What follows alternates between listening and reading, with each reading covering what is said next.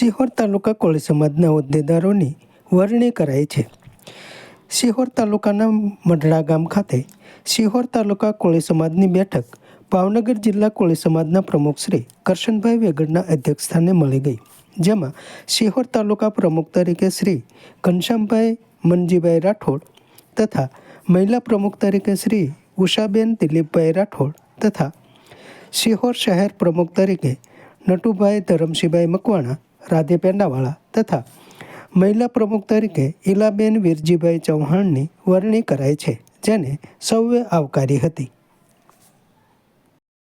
તો મારા અહીં બેઠેલા વડીલોને, ખાસ કરીને યુવાનોને, બહેનોને કહેવું છે મારે કે જ્યાં જ્યાં આપણી બેન દીકરીઓ માટે કે છોકરાઓ માટે જો પહેલા શિક્ષણ પહેલું છે, એ પછી હું તમને કહું આરોગ્ય આવે, એ પછી બધું આવે.